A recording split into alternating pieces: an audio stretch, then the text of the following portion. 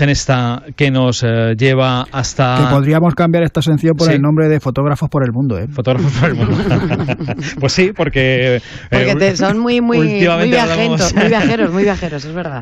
Yo creo que va unido, lo de el interés por la fotografía y lo de viajar, aunque en este caso va unida a la solidaridad, porque esto es Rostros, un año tras el terremoto de Nepal, y decíamos que la autora es Irina Moreno, que es periodista y que es miembro de la ONG Nepal Sonríe. Irina, hola, buenas tardes. Hola, buenas tardes. Bienvenida y muchas gracias por querer conversar con nosotros y contar algo más de esta exposición. Muchas gracias a vosotros. A ver, Alejandro, tú que has estado en la exposición. Pues efectivamente. Dudas para la fotógrafa. Lo que me ha sorprendido es que los monjes tibetanos tienen móvil. Eso sí. A ver, las nuevas tecnologías llegan a todo el mundo. Muy buena cobertura porque están más cerca del satélite que nosotros. Connecting people, hombre. ¿Por qué hacer una exposición un año después de una catástrofe natural como esta? Pues mira, esto, partió de un proyecto personal que yo, decidí dejar el trabajo, me hice voluntaria de Nepal Sonríe, me compré unos billetes a Katmandú y me planté allí, y como siempre pues yo viajo con mi cámara y después de estar 2 meses viajando, conociendo a muchísima gente, también el viajar sola te da esa oportunidad de acercarte mucho más a la gente, pues a la vuelta me puse a revisar ese material y dije, aquí hay una historia detrás de estos rostros de gente pues que lo ha pasado mal, que ha tenido un pasado difícil con un terremoto pues muy reciente que les había dejado prácticamente sin nada y que aún así pues sonreían y continuaban y recuperaban su particular cotidianidad. Bueno, el terremoto fue en abril de 2015. Devastador, 9.000 muertos, 22.000 heridos, crisis humanitaria, o sea que los datos están ahí y ellos lo vivieron. ¿Y tú fuiste justo un año después? Sí, yo fui justo, llegué el 23 de abril de 2016, 2 días antes del primer aniversario. Del aniversario. Sí, y pues los estragos del terremoto eran más que palpables. O sea, porque un año después, en un país como ese, que lo llamamos como un país del tercer mundo, uno de los más pobres de Asia, se notaba que había pasado un terremoto o se había reconstruido. No, es algo, además, según pones un pie en Katmandú, en la capital, ya lo puedes observar, o sea, dándote un paseo por el centro, por las afueras, hay el propio ruinas, Palacio hay Real. todo. Sí, el propio Palacio Real, por ejemplo, el arco de entrada estaba totalmente derruido, muy significativo, muy simbólico. La Plaza Durbar de Katmandú, que es una plaza patrimonio de la humanidad, tenía varios templos pues en escombros, todavía sin haberse levantado, y luego, por supuesto, muchas casas del centro y de muchas otras ciudades que fueron totalmente afectadas. En la exposición vemos rostros, que es como se llama la exposición.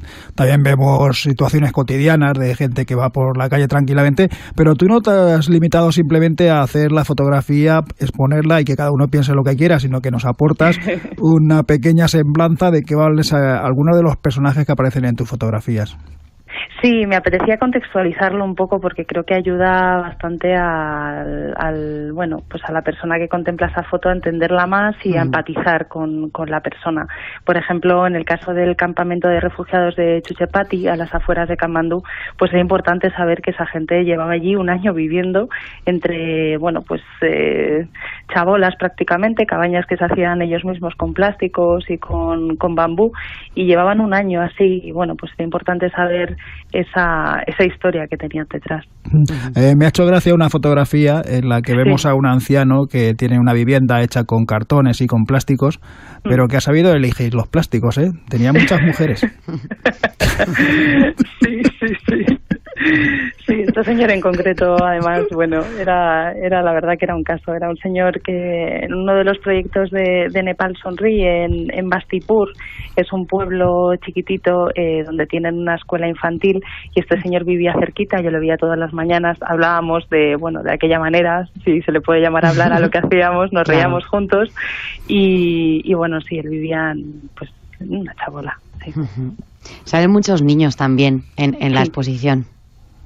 Sí, es que la verdad que la infancia en Nepal es tremendo, es los niños y las niñas allí, no sé cómo definirlo, la verdad, están ahí, como sabéis, tienen un índice de natalidad muy alto y la sonrisa es contagiosa. Y bueno, y sobre todo además yo en el proyecto en el que estuve de Nepal Sonríe, trabajé con niños, entonces tuve la oportunidad de pasar más tiempo con ellos, de acercarme más a ellos, conocer sus historias, y por eso también tengo fotos, digamos que un poco más íntimas y más fotos de estos niños y niñas. Niños de colegio, y gracias a tu fotografía conocemos que en el Nepal, en el colegio, tienen clases de yoga. Aunque alguno que otro no está muy atento ni muy concentrado mientras le hacen la fotografía, claro. Pero eso nos aventaja en el sistema educativo tener una clase de yoga. Efectivamente. Pero yoga o meditación. No, bueno, es yoga, meditación, es un poco las dos cosas, pero lo llamaban yoga, y la verdad que no sabéis con qué capacidad las profes hacían que los niños pues se concentrasen. Lo que pasa es que, bueno, en este caso de la foto de la que estamos hablando, aparece una de las niñas que es muy chiquitita, se llama Roda, y bueno, pues estaba un poco pensando en otra cosa, porque era difícil hacerla meditar, sí, pero justo pensando detrás de ella estaba. Sí, justo detrás de ella están Yosila y Sostika, que sí que están súper concentradas y metidas en tarea. ¿Y por qué decidiste hacer fotografías a los rostros y no a lo mejor posiblemente cebarte en lo que hubiera sido mostrarnos lo que había provocado ese derrumbamiento de muchos edificios? ¿Preferiste mostrarnos esto a mostrarnos la desgracia? Sí, porque al final yo me fui del país optimista. Entonces quería precisamente que se representase eso, el optimismo, la alegría, las ganas de bueno, pues de recuperar un poco la vida, de plantarle cara a la adversidad y de seguir adelante. Entonces, al ver esa positividad en la gente, pues me apetecía más esos primeros planos, esas sonrisas, a veces también gente pues más seria, pero gente que en definitiva sigue adelante. Pero bueno, sí que en algunas se pueden ver esos escombros o cómo están las calles llenas de... Sí, de es basura inevitable. Y de... Lo que pasa es que probablemente no se distinga un escombro de una situación previa a ese escombro, porque las casas tampoco tienen que ser muy llamativas y muy elaboradas. No, pero sí que se ve ahí en mitad de la calle muchos escombros, quiero decir que eso antes sería una calle. Una familia que vive en una cabaña auténticamente hecha de palos.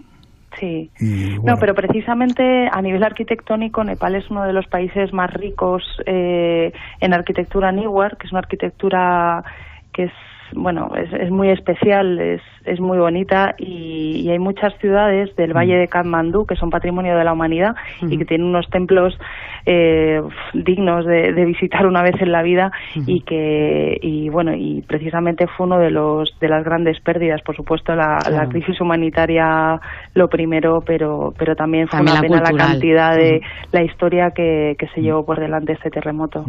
¿Y la foto del señor transportando una columna?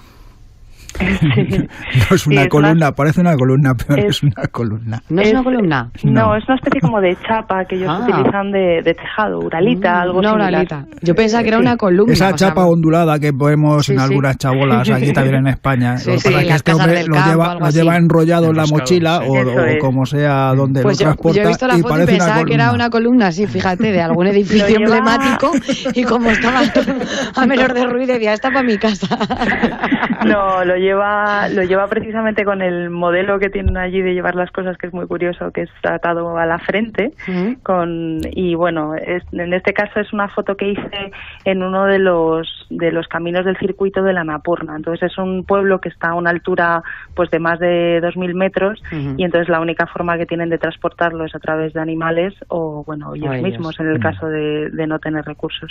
¿Y ya tu labor en Nepal ha concluido o todavía no?